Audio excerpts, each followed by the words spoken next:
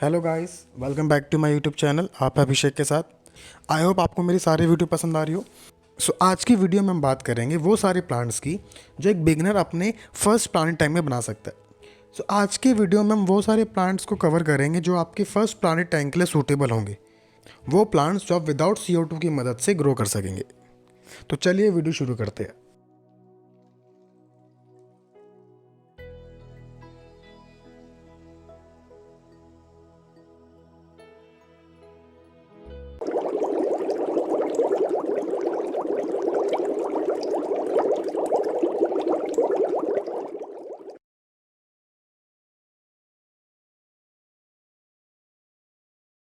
ये मेरा first planted tank है। अगर कोई भी अपने एक्वेरियम को सबसे पहले प्लांटेड टैंक में कन्वर्ट करने का सोचता है तो सबसे पहला प्लांट जो उसके माइंड में ध्यान आता है वो होता है एनुबियस प्लांट। कि उसकी मेंटेनेंस इतनी कम है कि उसके लिए आपको कोई स्पेसिफिक केयर करने की जरूरत नहीं पड़ती। सबसे पहला प्लांट अगर आप अपने प्लांटेड टैंक में लगाना चाहते हो I recommend you can start from anubias plant. Aquascaping के लिए एनुबियस प्लांट की बहुत सारी वैरायटी आती है। इस समय मेरे प्लांटेड टैंक में 2 टाइप के एनुबियस है। और जो सबसे पहले मैंने अपने एनुबियस प्लांट को अपने प्लांटेड टैंक में प्लेस किया था तो वहाँ पर मेरे पास छोटे से ड्रिफ्ट फुट बची थी और उसी ड्रिफ्ट फुट पे मैंने अपने एनुबियस प्लांट को फिक्स किया था। उसी ड्रिफ्ट फुट की वजह से मैंने अपने एनुबियस प्लांट को यहाँ पर एक ट्री की शेप दी है। एनुबियस नाना के अलावा जो मेरे पास दूसरा एनुबियस प्लांट है वो है एनुबियस गैल्ब्रा। एनुबियस नाना और एनुबियस गैल्ब्रा में जो डिफरेंस है वो इनके सिर्फ लीफ का डिफरेंस है। एनुबियस नाना की जो लीव्स होगी वो छोटी होती है एंड एनुबियस गैल्ब्रा की जो लीफ होगी थोड़ी बड़ी होगी। ये दोनों आपके फर्स्ट प्लांटेड टैंक की प्रेफरेंस होनी चाहिए क्योंकि इन दोनों की मेंटेनेंस बहुत ही कम है। खास वजह ये होती है कि इन दोनों को ही CO2 की बहुत कम नीड होती है। अगर इनके मेंटेनेंस की बात की जाए इन्हें दिन में एटलीस्ट आपको 8 से 10 घंटे लाइट देनी ताकि ईजिली ये ग्रो करे।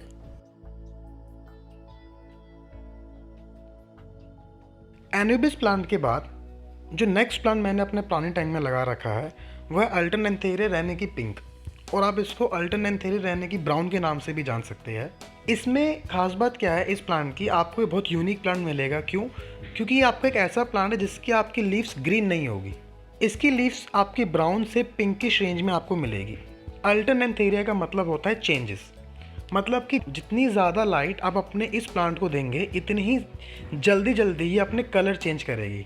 खास बात यह है कि आपका ये प्लांट बहुत ही सेंसिटिव और बहुत ही फ्रेजाइल है। आई रिकमेंड अगर आप इस प्लांट को अपने प्लांटेड टैंक में लगाने का सोच रहे हैं इसको काफ़ी ध्यान से लगाएं। थोड़ी सी भी मिस्टेक आपका ये प्लांट को तोड़ सकता है। दूसरी बात, अगर इसके मेंटेनेंस किसी केयर की बात करें इसको भी लाइट आपको एटलीस्ट 8 से 10 घंटे ही देनी। इस रहने की प्लांट को भी बहुत ही मॉडरेट और बहुत ही लो अमाउंट में आपको CO2 की रिक्वायरमेंट होती है। रहने की प्लांट के बाद जो मैंने अपने टैंक में नेक्स्ट प्लांट लगा रखा है वो है वाटर विस्टेरिया। वाटर विस्टेरिया के बहुत सारे बेनिफिट है एज अ बिगनर के लिए। अगर ये आपका फर्स्ट प्लांटेड टैंक है आई रिकमेंड आप अपने टैंक में वाटर विस्टेरिया जरूर लगाएं। इसकी लगाने की वजह क्या है, ये सबसे ईजी टू ग्रो प्लांट है। एक्वेरियम हॉबिस्ट में या प्लांटेड टैंक के लिए वाटर विस्टेरिया सबसे हार्डी प्लांट होता है। इसे बहुत ही कम मेंटेनेंस और ये किसी भी तरीके की वाटर कंडीशन में सर्वाइव कर जाता है। मतलब कि अगर आप इस प्लांट की सबसे कम केयर करेंगे ये तब भी बहुत ज़्यादा रेट में ग्रो करेगा। सबसे पहला फीचर तो ये। दूसरा, इसकी ग्रोथ रेट बहुत ज़्यादा होती है। मतलब कि अगर आप इसको छोटे से पार्ट में भी अपने प्लांट में लगाएंगे ये बहुत ही जल्दी ग्रो कर जाएगा। तीसरा इन सबसे बेस्ट फ़ायदा जो मेरे को उसका लगता है कि ये ईजी टू प्रोपोगेट है। अगर आप इसकी स्टेम कट करके अपने किसी भी प्लांटेड टैंक में लगाएंगे तो वहीं से ईजिली ग्रो करना स्टार्ट हो जाएगा। मतलब आपके प्लांटेड टैंक में कभी भी वाटर विस्टेरिया की कमी नहीं होगी। प्लांटेड टैंक को खूबसूरती देने के अलावा वाटर विस्टेरिया काफ़ी ज़्यादा फ़ायदे भी है। फ़ायदा एज इन कि आपके एक्वेरियम वाटर को क्लीन करने में काफ़ी हेल्प करेगा। हेल्प करने के अलावा आपके फिशेस को हाइडिंग स्पेस। सेम इसी तरीके से वाटर विस्टेरिया को भी आपको लाइट का अमाउंट ज़्यादा देना पड़ेगा, एटलीस्ट 8 से 10 घंटे। बाकी CO2 की रिक्वायरमेंट इसकी बहुत ही कम होती है और आपका ईजिली आपके टैंक में जितना अमाउंट ऑफ CO2 है वो उसमें ईजिली ग्रो कर सकता है। वाटर विस्टेरिया के बाद जो नेक्स्ट प्लांट हम कवर करेंगे वो है आपका बकोपा कारोलियाना। ये प्लांट भी आपका लो टू मेंटेनेंस है एंड इसमें थोड़ी सी खास बात है, ये प्लांट आपका लॉन्ग एंड ब्रांची प्लांट होगा। लॉन्ग एंड ब्रांची प्लांट होने की वजह से आप इसको अपने एक्वेरियम प्लांट में प्लांटेड टैंक के लिए एज अ बैकग्राउंड यूज़ कर सकते हैं। मेरा ये टैंक काफ़ी छोटा था जिसकी वजह से अपने एक्वास्केपिंग में मुझे बहुत सारी डिस्टर्बेंस होती है, बहुत सारी डिफिकल्टी से सामना करना पड़ा था। जो मैं चाहता था मैं अपना वो डिज़ाइन नहीं दे पाया अपने इस प्लांटेड टैंक को। बट अगर आपके पास स्पेस इनफ है आई रिकमेंड आप इन प्लांट्स को अपने प्लांटेड टैंक के पीछे की तरफ लगाएं, ताकि जब ये ग्रो करे तो स्ट्रेट ग्रो हो। स्ट्रेट ग्रो होने के बाद एक बहुत ही ब्रांची लुक और आपको एक अच्छा बैकग्राउंड मिले। इसकी लॉन्ग ग्रोथ होने की वजह से आपके बैकग्राउंड के लिए बहुत सूटेबल होगा। सेम वाटर विस्टेरिया की तरह भी इसकी मेंटेनेंस भी बहुत लो है। एंड खास बात अगेन कि आपका ईजी टू प्रोपोगेट है। आप कटिंग करते रहिए और इसमें आपको ईजिली ग्रोथ मिलती रहेगी। आपको बस अपने एक्वेरियम शॉप से 2 या 3 प्लांट्स लाने हैं, अपने एक्वेरियम में लगाने। जैसे ही वो ग्रो हो जाए उसको कट कीजिए। कट करने के बाद आप उससे नए प्लांट्स बना सकते हैं। सो बिगिनर्स के लिए ये आपके लिए सीखना काफ़ी इंपॉर्टेंट है किस तरीके से पहले प्लांट्स को ग्रो कराया जाए। जब आप ये सीख लेंगे तो उसके बाद आपके लिए प्लांटेड टैंक और एक्वास्केपिंग करना बहुत आसान हो जाएगी। बकोपा में खास बात जो मेरे को लगती है कि इसकी मेंटेनेंस बाकी सब प्लांट से और कम है। मतलब कि इसको लाइट का अमाउंट एंड CO2 का अमाउंट बहुत ही कम चाहिए एज़ कम्पेयर टू अदर। मतलब अगर आप इसे 5 से 6 घंटों की लाइट देंगे या फिर मैक्सिमम 8 घंटों की लाइट भी देंगे तो उसमें ईजिली ग्रो कर पाएगा। बकोपा प्लांट के बाद जो नेक्स्ट प्लांट हम कवर करेंगे या फिर नेक्स्ट प्लांट जो मैंने अपने प्लांटेड टैंक में लगा रखा है वो है रोटाला इंडिका। इसके भी सेम फीचर वही है जो आपके बकोपा के थे। ये भी अपराइट होगा, लॉन्ग ब्रांच होगा, ईजिली टू प्रोपोगेट होगा, लो मेंटेनेंस होगा।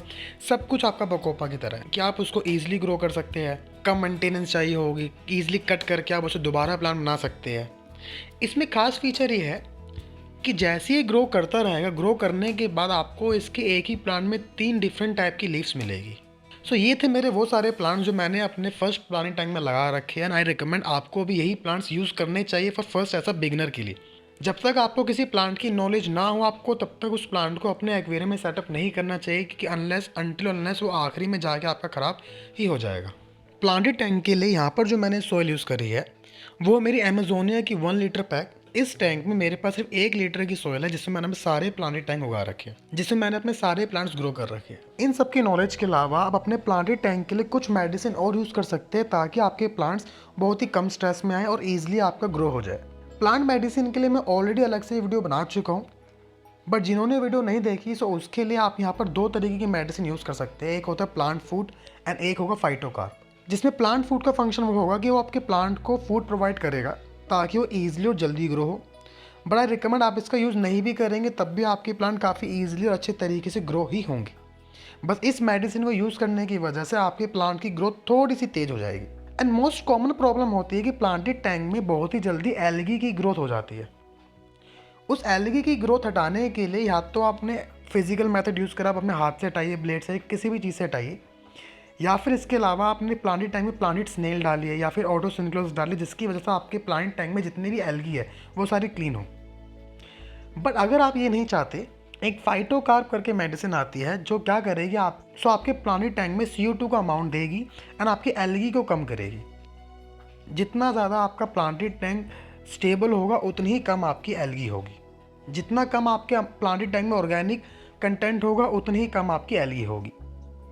सो उस प्लांट में CO2 की रिक्वायरमेंट को पूरी करने के लिए और एल्गी के अमाउंट को कम करने के लिए आप यहाँ पर फाइटोकार्प यूज़ कर सकते हैं।